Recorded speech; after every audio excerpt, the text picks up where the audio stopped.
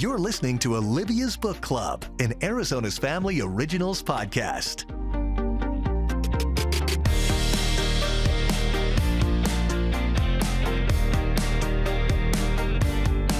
Hi, everybody, and welcome to Olivia's Book Club, and I'm your host, Olivia Fierro, and we are getting into spring mode, right, where we are getting ready to devour some of the most anticipated books of this season, a lot of good ones, and top of the list for so many is the London Seance Society.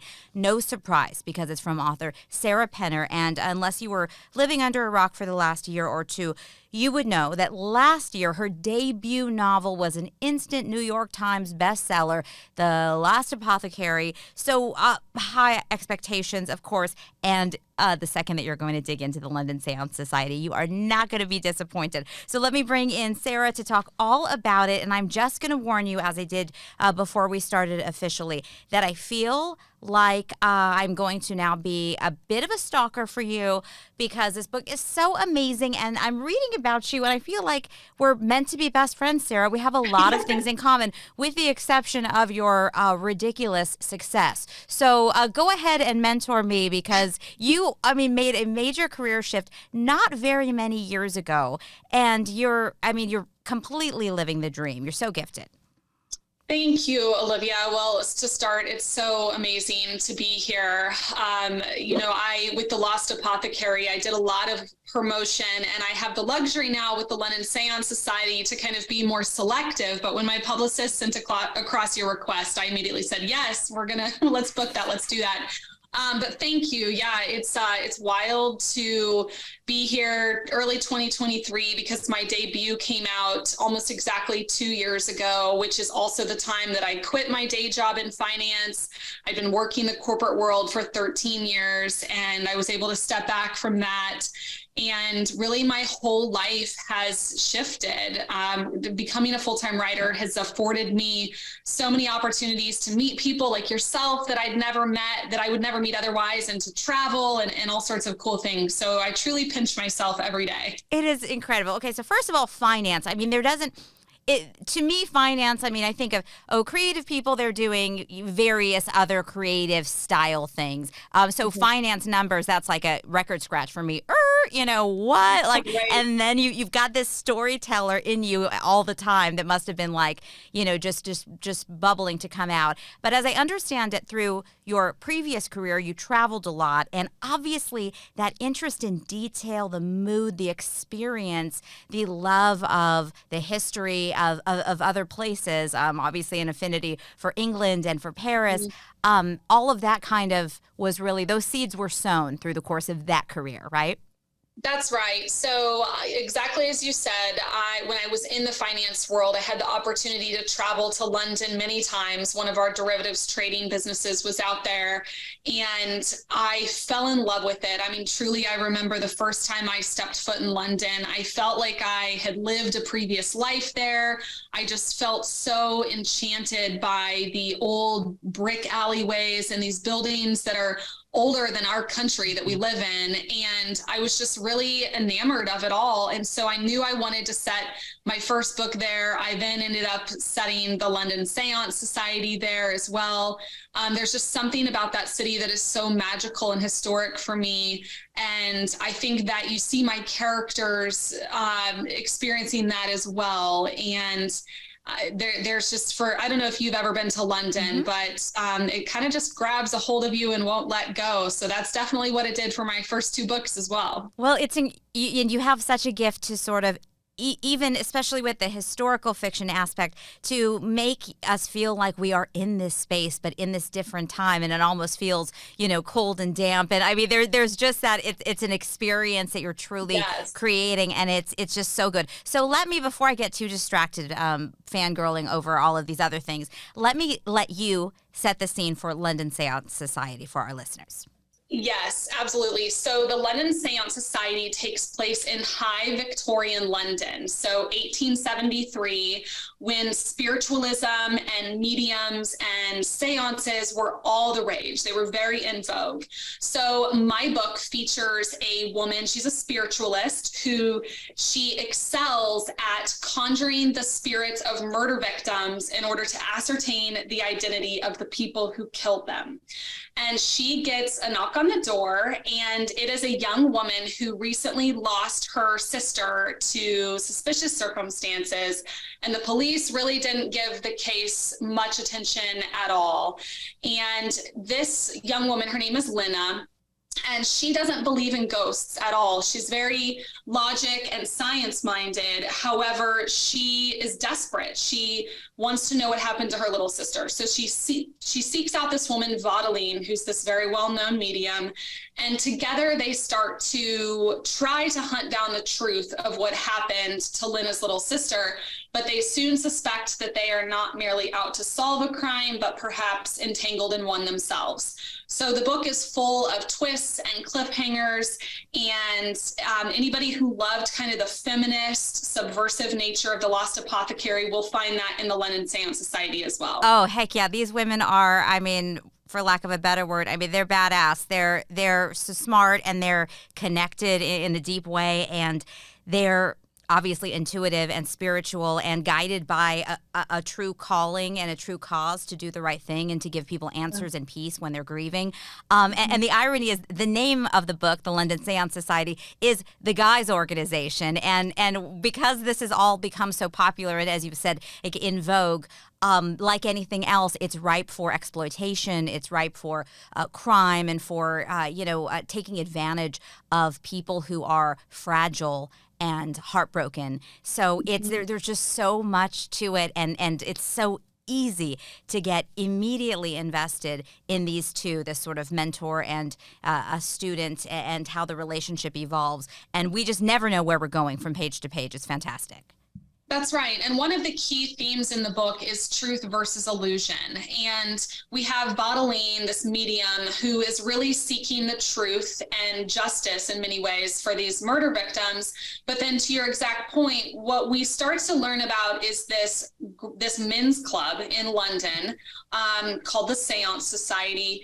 And they tend to take more of an illusory approach to their seances and their ghost hunting. And I don't want to give anything away, obviously, but that's a theme that we see through the book. And I hope that the reader is asking themselves at various turns, is what just happened real, or was that an illusion or a trick or a ruse? And the characters are certainly wondering that themselves as well as they go through, their narratives. So that was fun for me. And there are so many things with ghosts in general that you can sort of twist or turn as an illusion. And so I had fun exploring that.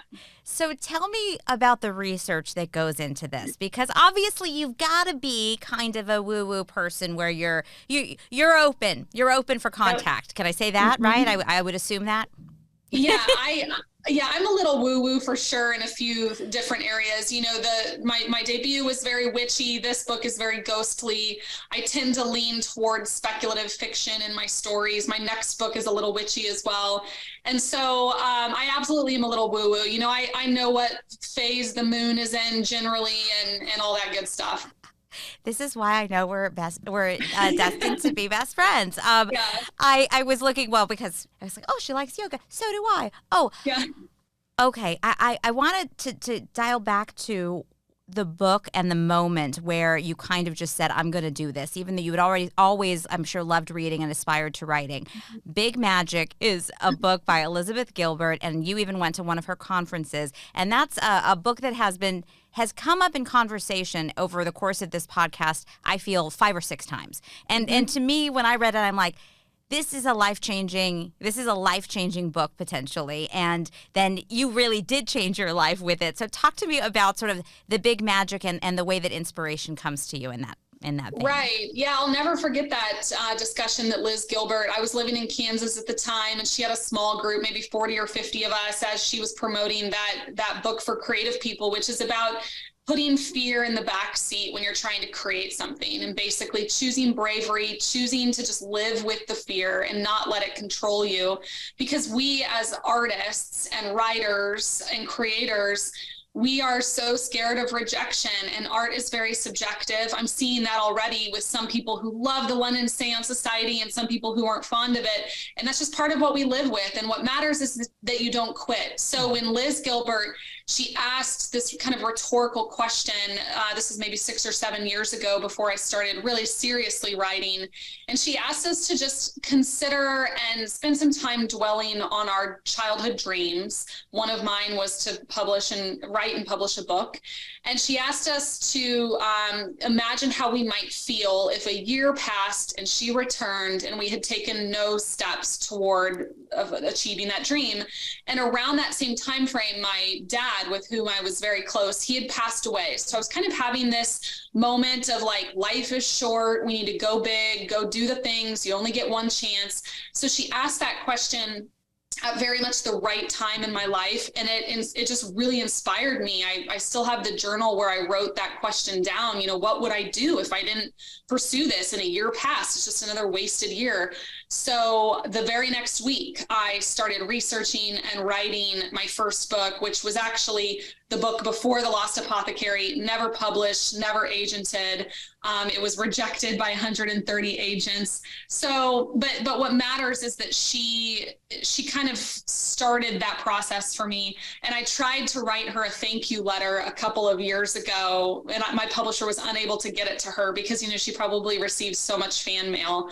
But hopefully she somehow senses that she's changed at least one author's life. Oh, I think she's got to know that has had such a huge impact on so many people. I've had spoken to writer after writer who just said that just unlocked. I mean, it just put a name, or it put an identity to the fear that we all have of trying something new. We can't possibly be good enough to do this thing, and that also gives you a fear of like, hey, if you deny that inspiration, that little story that's tapping at you and coming up in your thoughts, and you let it go, it will go elsewhere. so grab it and make it happen. And you certainly have done that. And I'm guessing that she probably is reading your books, and she'd probably love it if you called her now. I mean, you're kind of in a different place.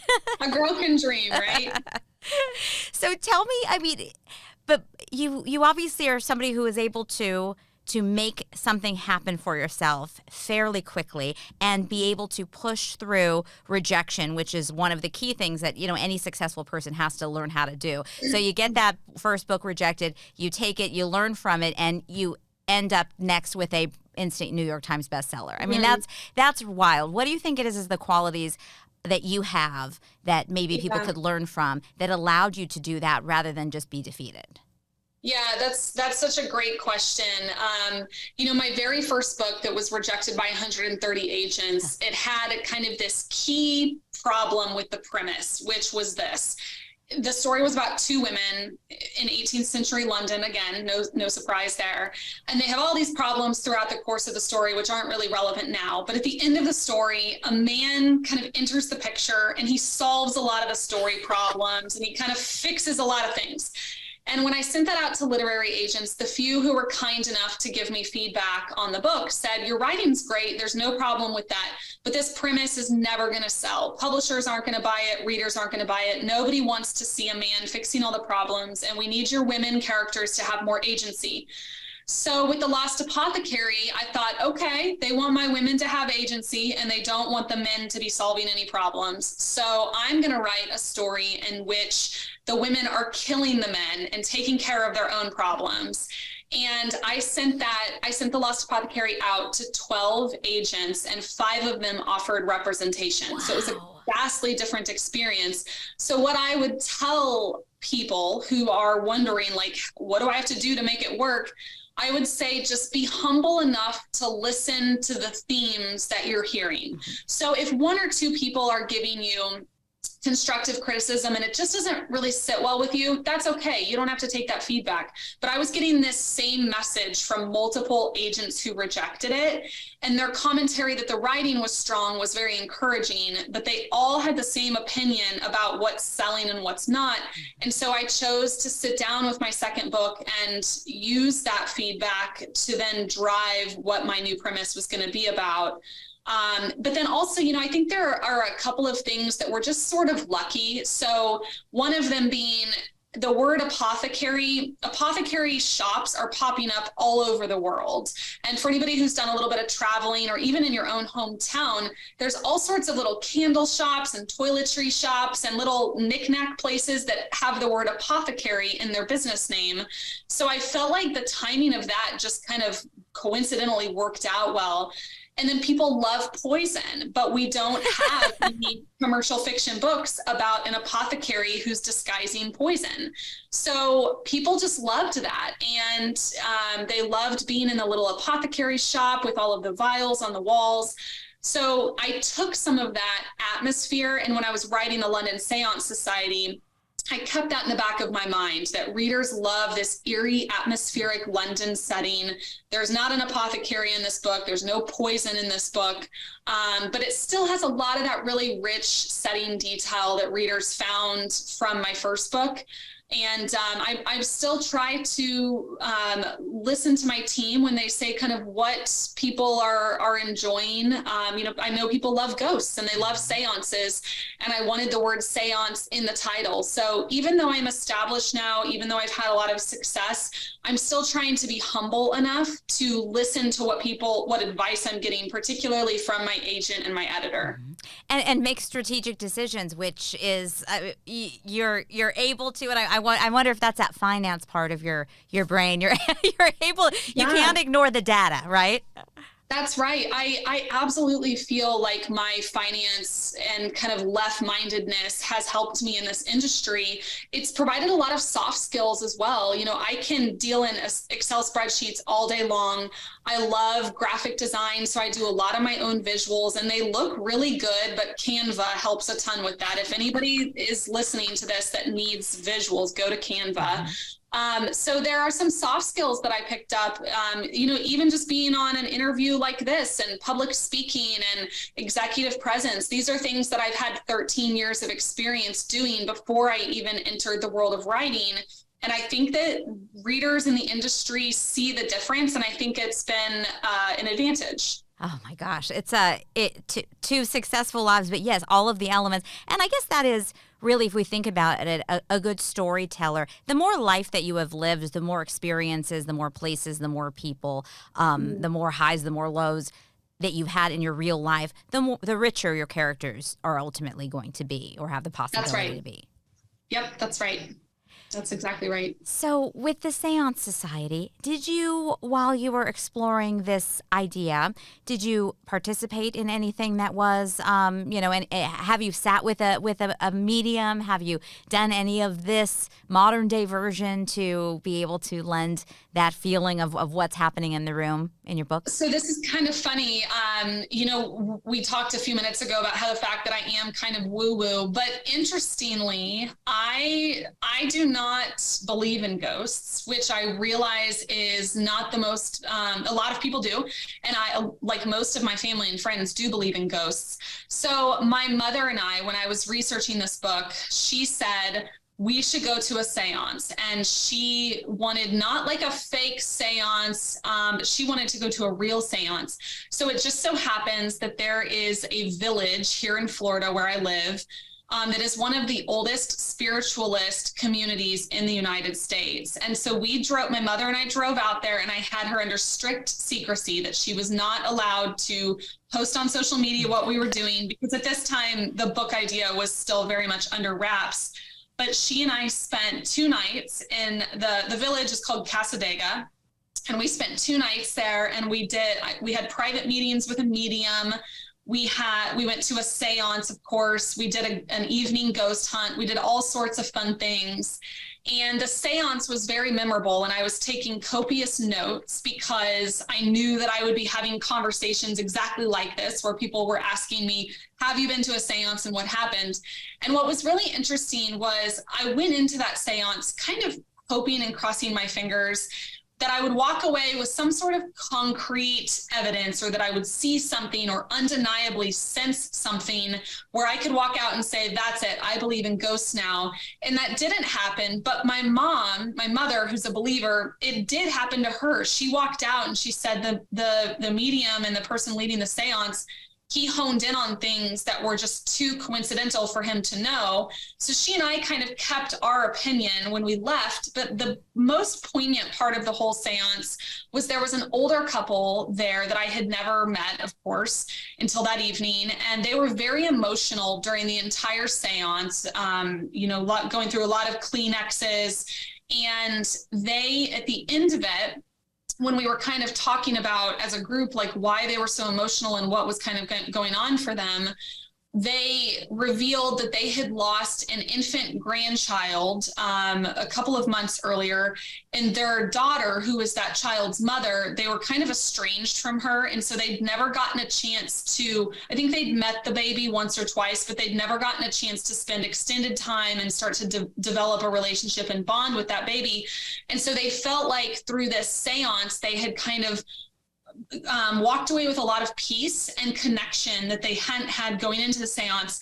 And I have chills as I'm explaining it now, because it dawned on me like, boom, that's what matters. It's not what Sarah Penner experiences or what her mom experiences.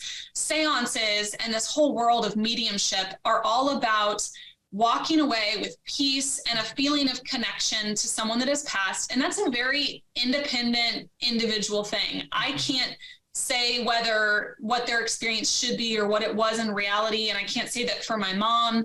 So it just really matters what's happening to you and in your heart. And so that older couple walked away with a sense of peace, and that's exactly what matters. And so I actually ended up writing an essay about the experience because I wanted concrete evidence, but I realized that's not even what you should be looking for in this type of situation. You should be understanding that people are looking for peace. And if that's how they get their peace, then more power to them. Mm-hmm. And you bring that perspective into the character of Lenna, who is looking and looking for that, and kind of through the same eyes that you were taking to that moment. Right, initially. Exactly. Oh, my gosh, that's incredible. I want to read, just before we wrap up, one of the quotes that's about the book for those who are getting ready to read it. And it was Lori Lico Albanese who wrote Hester, and I love that book, and we had her on the podcast, and I just thought her writing is so beautiful. And to me, I immediately thought of, if you love that book, you're going to love this book too. It's just, you both are just such talented writers, but she calls it an explosive, immersive time bomb of a novel. Vengeance is never sweeter than in Sarah Penner's hands. I mean, boom, that says it all. Yeah, Lori's one of my dear friends. She's absolutely phenomenal. And yes, if anybody hasn't read her latest book, Hester, for anyone who's interested in Salem and kind of the witchiness around that. And there's also some apothecary themes in there too. But yeah, I loved that quote. And that was so very kind and generous of her. Oh, and it's well-deserved. Well, the book is the London Seance Society. March 7th is the book birthday. So I know you're going to run out and get it, and we'll be expecting to see it all over everybody's social media feeds and also the bestseller list, because it's definitely a fantastic and takes you away and way back and all over the place. It's a wonderful ride. Sarah, thank you so much. It was great to talk to you. Thank you, Olivia. This was wonderful. Thanks for listening to Olivia's Book Club, the podcast. I'm your host, Olivia Fierro. Our producer is Margaret Stewart. You can send us an email with your thoughts or your book recommendations. Olivia's Book Club at azfamily.com is the address. And you can check out Olivia's Book Club on Facebook or find us on Instagram. Hello, Bookstagrammers, at olivias.bookclub. And Margaret is at Overbooked and Overdue. Make sure to rate and subscribe to this podcast and tell your friends. You can find us on Apple and Google Podcasts, Spotify, Stitcher, and Amazon Music. This is Olivia's Book Club, an Arizona's Family Originals podcast.